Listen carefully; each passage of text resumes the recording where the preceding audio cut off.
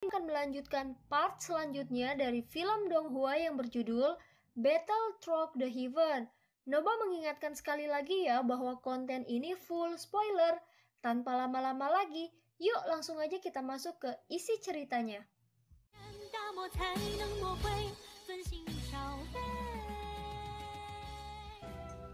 Melanjutkan dari cerita sebelumnya. Apakah kamu tahu bagaimana dia mati? Sungguh disayangkan. Pada akhirnya dua kabadan fisik akan mati di tempat jurang kutub ini. Sungguh sebuah tragedi. Ucap Jiwa Cimi mengembuskan nafas menghina. Xiaoyan tidak pernah mengucapkan sepatah kata pun. Apalagi menebak tentang kekuatan Jiuyan. Dari awal hingga akhir Jiwa Cimi berbicara pada dirinya sendiri. Dan dia bahkan sepertinya menebak apa yang akan dikatakan Xiaoyan. Benar-benar tak terbayangkan. Ucap Xiaoyan mengangguk. Senang menyadarinya. Tapi kamu benar-benar membuatku marah. Dan sekarang jika kamu ingin meminta belas kasihan, itu sudah terlambat. Aku tidak akan mengampuni nyawamu. Ucap Jiwa Cimi menengus dingin. Maksudku tidak terbayangkan bahwa kamu masih bisa menyimpan begitu banyak omong kosong. Dan berkata dalam waktu yang lama. Ucap Xiaoyan sambil menggelengkan kepalanya. Mendengar itu Jiwa Cimi tidak menanggapinya dengan marah. Itu karena dia merasa bahwa Xiaoyan dalam situasi yang putus asa saat ini. Akhir seperti inilah yang diinginkan Jiwa Cimi. Baik avatar Yuan Shen maupun avatar pemakan jiwa telah direbut oleh Xiaoyan, yang membuat kebencian di hatinya terhadap Xiaoyan menjadi tak terlukiskan. Apalagi avatar terakhirnya yang bisa mengendalikan monster jurang juga dipotong-potong secara tragis di tangan Sui Lingxun. Atas dasar itulah dia akhirnya bertekad untuk membunuh Xiaoyan bagaimanapun caranya. Pada saat ini 4 kepala Jiuyan semuanya menatap Xiaoyan dengan niat membunuh. Xiaoyan tidak mengatakan banyak omong kosong lagi. Dia hanya membalikkan tubuhnya dan segera melarikan diri. Namun tepat ketika Xiaoyan akan bergerak pergi, tiba-tiba saja 9 kepala itu membuka mulutnya. Sinar cahaya biru muncul kemudian melesat ke arah kekosongan. Melihat ini Xiaoyan diam-diam berkata buruk di dalam hatinya. 9 serangan yang ditembakkan Jiuyan barusan adalah untuk membentuk segel pembatas. Itu langsung mengurung Xiaoyan ke dalamnya tanpa jalan keluar. Situasinya tampaknya lebih buruk dari yang diperkirakan. Jika menurut apa yang dikatakan Jiwa Cimi, sosok yang bernama Jiuying ini bahkan bisa membunuh keabadian Kaisar Bintang 5. Maka dengan kata lain, kekuatan Jiuying mungkin sebanding dengan langkah ke-6 dari keabadian Kaisar. Gumam Xiaoyan dengan ekspresi wajah suram. Makhluk mengerikan semacam ini benar-benar melebihi imajinasinya. Bahkan jika Xiaoyan bergabung dengan avatar Yuan Shen, dia masih tidak memiliki kesempatan untuk menandinginya. Hanya satu serangan dari Jiuyan sudah membuat Xiaoyan kehilangan satu lengannya. Hal ini sudah membuktikan betapa besarnya jarak kekuatan yang dimiliki pihak lain. Ekspresi wajah Xiaoyan suram. Dia tidak pernah berpikir bahwa dia akan mengalami situasi putus asa di saat-saat terakhir. Segera Xiaoyan memegang jepit rambut berlapis naga dan ponix di tangannya. Tidak ada banyak waktu untuk memikirkannya. Dan Xiaoyan harus membuat keputusan sesegera mungkin. Tahanan roh, bisakah segel batasan ini dihancurkan? Tanya Xiaoyan dengan suara dalam. Sekarang dia hanya memiliki 2 pilihan. Pertama adalah untuk melihat apakah tahanan roh dapat merusak segel batasan tersebut.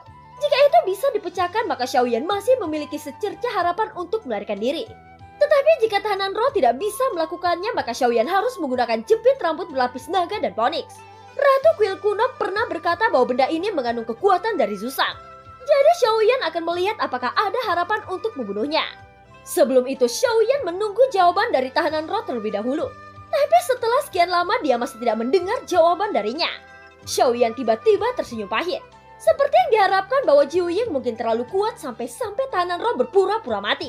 Tanpa sepatah kata pun Xiaoyan langsung mengeluarkan tahanan roh yang bersembunyi di balik lengan jubahnya.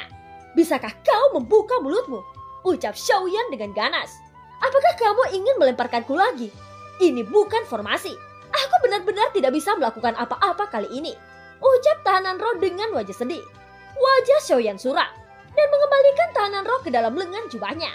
Tahanan roh buru-buru menyelinap masuk dengan seluruh tubuh gemetar. Tahanan roh bisa dikatakan sepenuhnya menafsirkan intimidasi yang lemah dan yang kuat. Ketika menghadapi keberadaan yang sangat kuat, tahanan roh terlihat seperti kura-kura. Xiaoyan juga merasa tidak berdaya tentang hal ini. Dia memegang jepit rambut berlapis naga dan ponix dengan erat di tangannya. Adapun bagaimana Jiwa Cimi menggerakkan keberadaan seperti itu, Xiaoyan masih tidak tahu. Pada saat ini Jiuying berada di ujung. 4 kepalanya yang panjang menonjol keluar dan sinar cahaya memadat lagi satu persatu.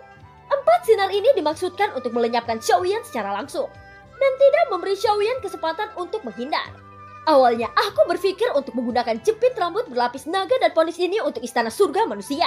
Tapi aku tidak menyangka harus menggunakannya di sini hari ini, ucap Xiaoyan. Setelah berbicara, kekuatan jiwanya membungkus jepit rambut berlapis naga dan ponis. Xiaoyan memang merasa bahwa ada aura yang sangat kuat tersembunyi di dalam jepit rambut naga Phoenix. Tentu saja Ratu Kuil Kuno tidak akan membohonginya tentang apa yang sudah dia katakan.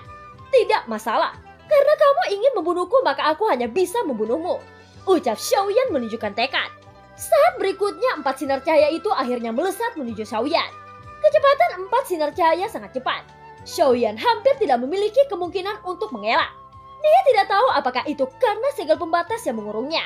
Namun yang pasti Xiaoyan hanya merasa bahwa seluruh tubuhnya dibatasi saat ini. Dan kecepatan gerakannya benar-benar tidak berguna lagi di hadapan keempat sinar cahaya. Harus dikatakan bahwa Jiuying hanya menggunakan 4 kepalanya.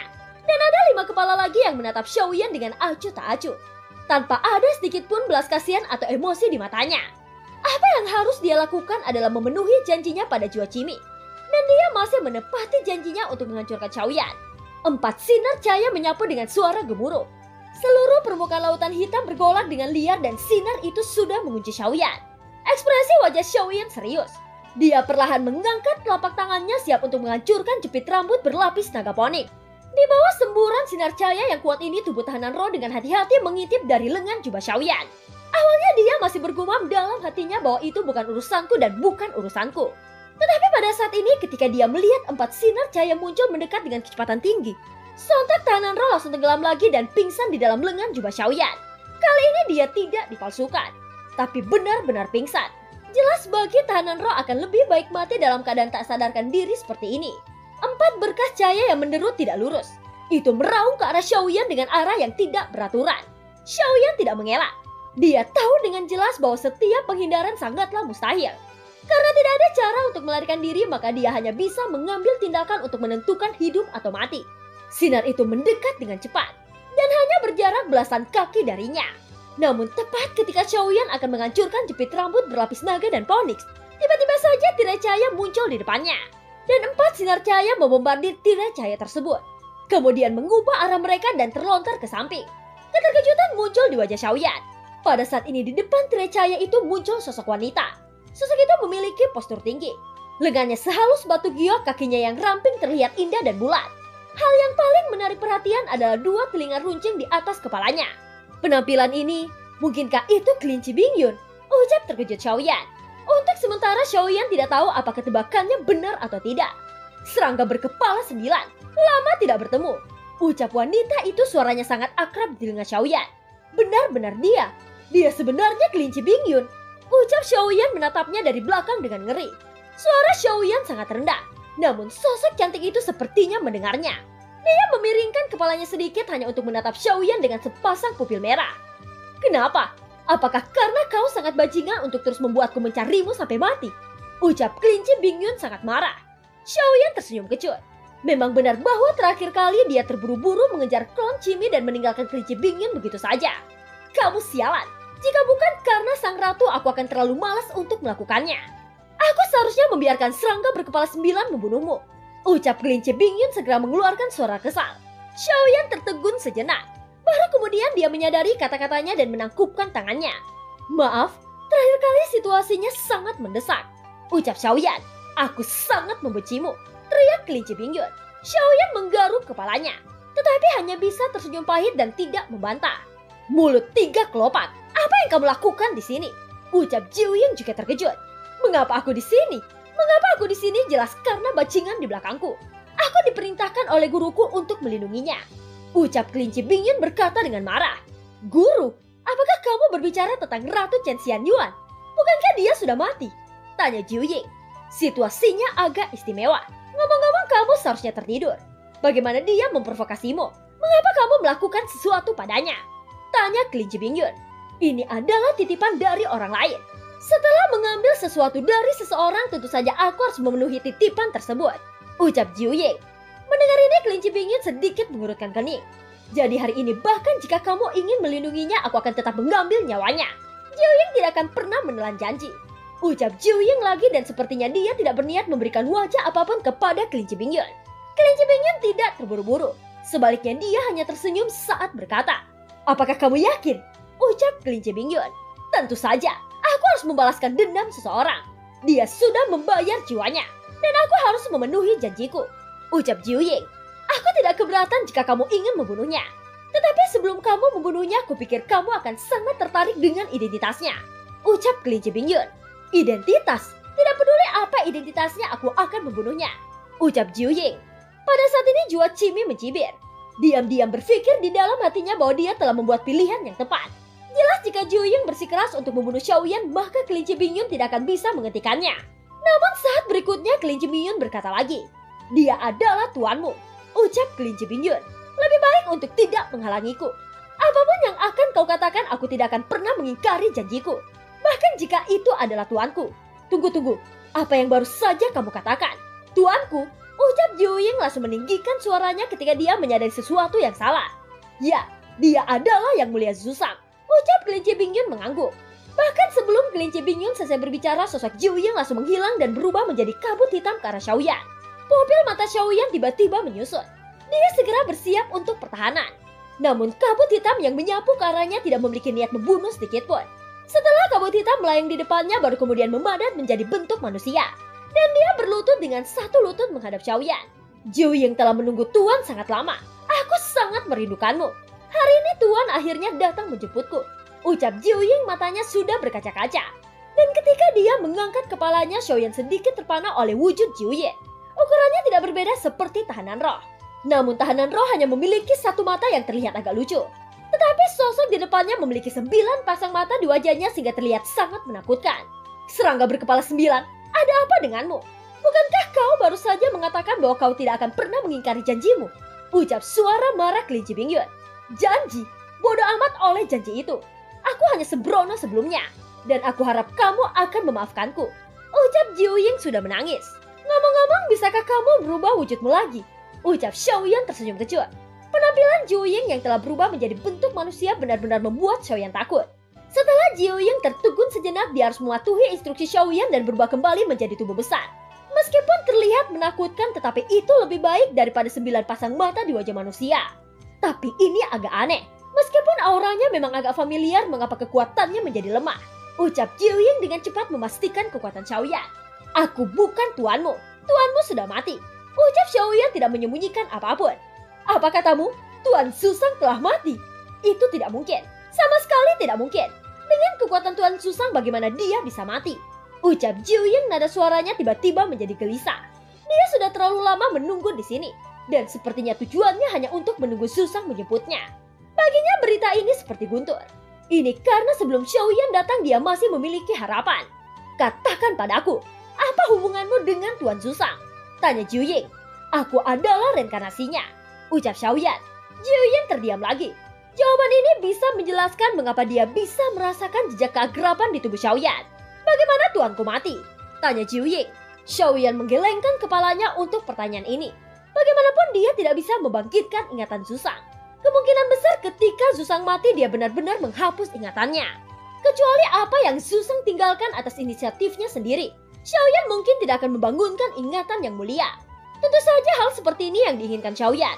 Dia tidak membutuhkan ingatan atasannya. Kalau tidak, Xiaoyan mungkin masih menjadi Zuzang saat itu. Dan begitu dia memiliki ingatan 2 orang, maka hal itu tidak akan begitu murni. Mungkin Zuzang juga berpikiran sama dan tidak ingin menyerahkan perasaannya pada reinkarnasi. "Apakah kamu tidak memiliki ingatan tentang Tuan Zuzang?" tanya Jiu Ying. Xiaoyan menganggukkan kepalanya. "Yang Mulia Zuzang telah mati." "Hahaha, ini konyol. Aku telah menunggu di sini selama ribuan tahun. Tetapi pada akhirnya aku tidak mengharapkan hasil seperti itu," ucap Jiu Ying tertawa keras. Ada kesedihan dan keengganan dalam suara itu.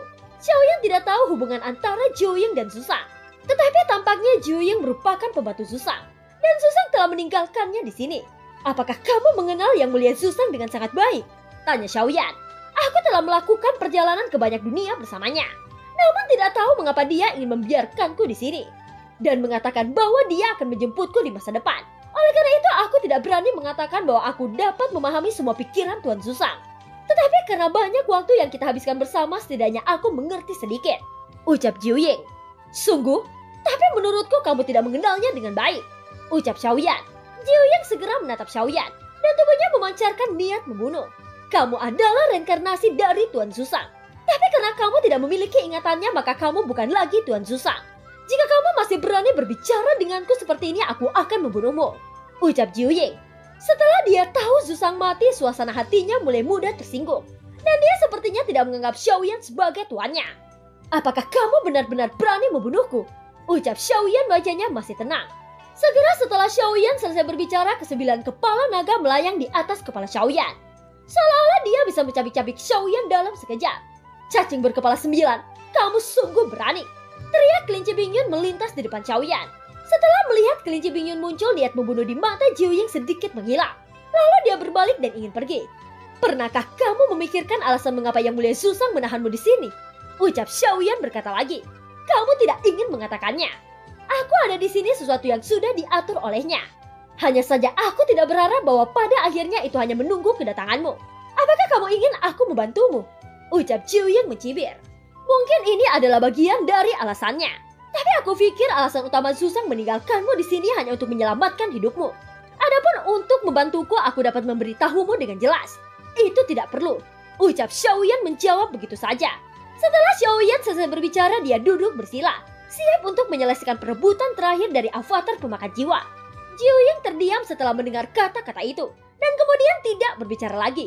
Setelah keheningan singkat, sosok besarnya tenggelam ke dasar jurang, dan terdiam lagi di kedalaman jurang. Jika bukan karena kemunculan jiwa cimis, sepertinya Jiuying akan lupa bahwa dia masih hidup. Kadang-kadang hidup kekal juga bukanlah pilihan yang baik. Ketika kenangannya ditelan oleh waktu, maka dia tidak berbeda seperti kematian. Mungkin inilah yang terjadi dengan binatang kuno Jiuying. Semua harapannya tentang Zuzang sudah sirna. Jadi dia hanya bisa terdiam seperti batu di dasar lautan. Bajingan! Tidak, Jiuying, kau sudah berjanji untuk membunuhnya. Bagaimana bisa kau melakukan ini? Teriak jiwa Cimi ketika melihat kepergian Jiuying. Dia meraung liar di dalam tubuh kaisar pemakan jiwa. Bahkan tanpa Xiaoyan meremasnya keluar, dia mengambil inisiatif untuk melepaskan diri dari tubuh kaisar pemakan jiwa. Dan dia pergi mencari Jiuying untuk mendapatkan penjelasan. Namun tepat setelah jiwanya meninggalkan tubuh itu, dia dikelilingi oleh energi hitam yang tak terhitung jumlahnya. Aku sangat tertarik padamu. Belum lagi aku tidak tahu banyak tentang tubuh kaisar pemakan jiwa ini. Jadi ikuti saja aku untuk saat ini, ucap klon pemakan jiwa Xiaoyan. Pada saat ini tubuh kaisar pemakan jiwa perlahan membuka matanya. Matanya memancarkan kejernihan. Jelas ini adalah milik Xiaoyan. Dan dia telah benar-benar menguasai tubuh kaisar pemakan jiwa. Dan film pun berakhir. Terima kasih udah dengerin Nobah sampai akhir ya. Sampai jumpa.